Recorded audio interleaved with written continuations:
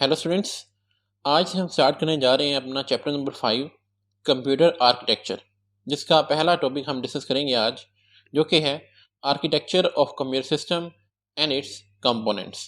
कि आपके computer system के अंदर कौन कौन से कंपोनेंट्स मौजूद होते हैं और वो कंपोनेंट्स आपस में किस तरह से कनेक्ट हैं, इस बारे में हम बात करेंगे।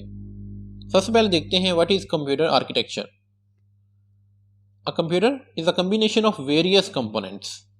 All components work together and communicate with each other. Computer के अंदर बहुत सारे कंपोनेंट्स हमारे पास होते हैं और ये तमाम कंपोनेंट्स एक दूसरे के साथ कनेक्ट होते हैं कम्युनिकेशन करने के लिए। The way in which these components are connected, वो तरीक़ेकार जिसमें ये तमाम कंपोनेंट्स आपस में कनेक्ट होते हैं विद वन अनदर, एक दूसरे के साथ, इज़ कॉल्ड कंप्यूटर आर्किटेक्चर। उस तरीके को आप कंप्यूटर का आर्किटेक्चर कहते हैं।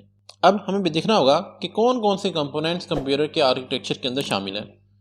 तो different components of computer architecture are as follows. Like control unit है हमारे पास, ALU arithmetic and logical unit है, इसमें मेन मेमोरी आती है। नंबर 4 पे इनपुट आउटपुट यूनिट है और नंबर 5 पे बस इंटरकनेक्शन है। वन बाय वन करके हम इन पांचों को डिस्कस करेंगे।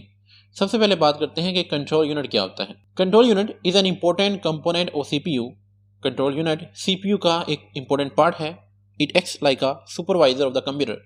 ये कंप्यूटर के सुपरवाइजर के तौर पर काम करता है। It control all activities of computer, यानी कि इसने कंप्यूटर के अंदर होने वाले तमाम कामों को सिर्फ और सिर्फ कंट्रोल करना होता है। लाइक आपके पास ये CPU है।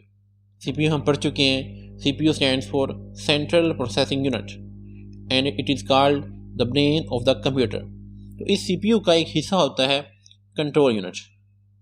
इसके बारे में हम बात कर रहे हैं कि कंप्यूटर के अंदर जितनी भी एक्टिविटीज़ होती हैं जो CPU परफॉर्म करता है, उन तमाम को कंट्रोल करना, उन तमाम की निगरानी करना कंट्रोल यूनिट की रिस्पॉन्सिबिलिटी है। कंट्रोल यूनिट क्या क्या करता है? सबसे पहले it fetch the instructions from main memory. Let's suppose आपके पास एक मेन मेमोरी है और इसमें इंस्ट्रक्शंस पड़ी हैं। सबसे पहले कंट्रोल यूनिट का काम यह है कि इन इंस्ट्रक्शंस को फेच करके CPU के पास लेके आना, यानी कि यहाँ पर मौजूद मेन मेमोरी मौजूद तमाम इंस्ट्रक्शंस को ये फेच करके यहाँ से निकाल कर अपने पास ले जाएगा। Next, it interprets the instructions to find what operation is to be perform. फिर कंट्रोल यूनिट इस बात को समझने की कोशिश करेगा कि इन इंस्ट्रक्शंस का मतलब क्या है, इन इंस्ट्रक्शंस में CPU को क्या करने को कहा गया है।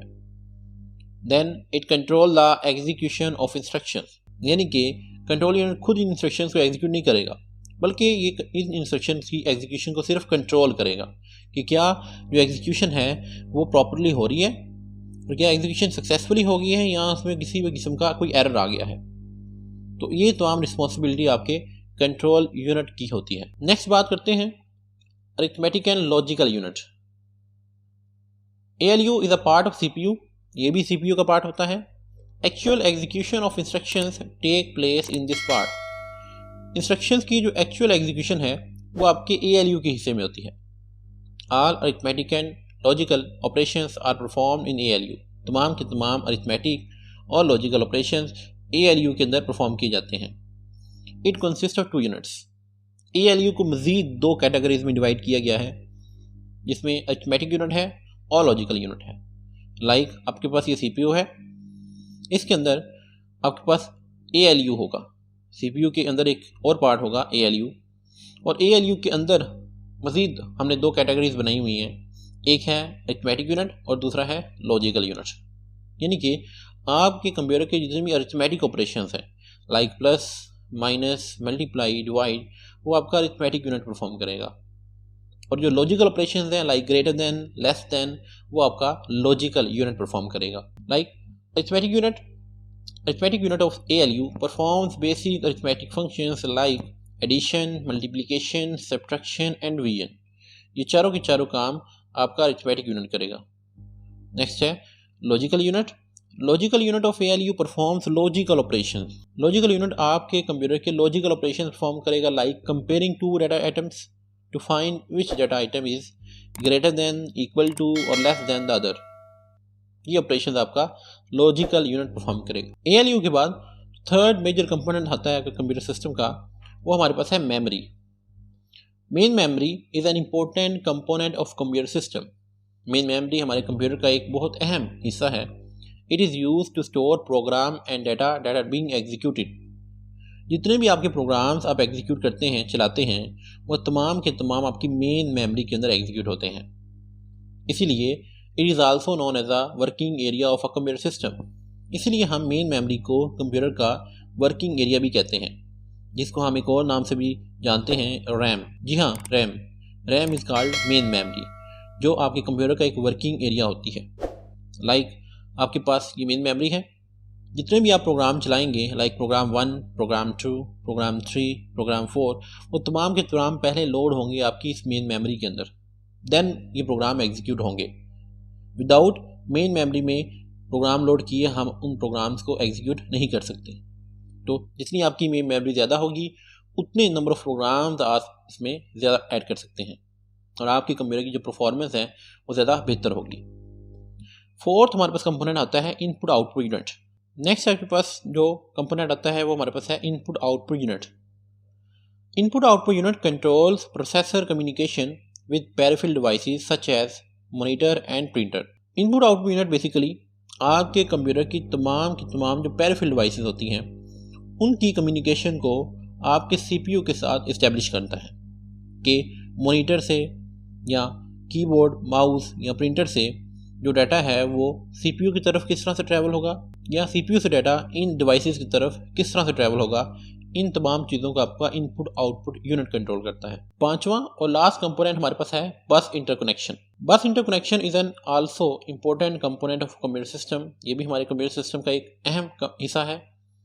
All components of a computer system have to be connected to transfer data from one component to another.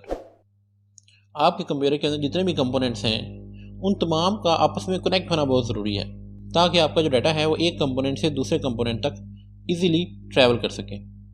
तो buses are use to connect these components. Buses हम इस्तेमाल करते हैं हम इन तमाम कंपोनेंट्स को आपस में जोड़ने के लिए। एक डायग्राम की मदद से इसे समझने की कोशिश करते हैं। आपके पास सेकेंडरी डिवाइसेस हैं, हमारे पास रैम है, हमारे पास सीपीयू है, हमारे पास इनपुट आउटपुट यूनिट है और हमारे पास different peripheral devices like keyboard, mouse, monitor, printer, scanners और बहुत सारी डिवाइसेस हैं। अब ये तमाम डिवाइसेस को हमने क्या करना है, आपस में कम्युनिकेट करने के काबिल बनाना है। उसके लिए हमें क्या चाहिए, हमें इन तमाम डिवाइसेस के दरमियान किसी ना किसी किस्म का कोई कम्युनिकेशन चैनल चाहिए। तो वो तमाम लाइंस जो इन तमाम डिवाइसेस को कनेक्ट करती हैं डाटा ट्रांसफ़र करने के लिए या इंस्ट्रक्शंस को ट्रांसमिट करने के लिए, वो लाइंस हमारे पास बस इंटरकनेक्शन कहलाती हैं।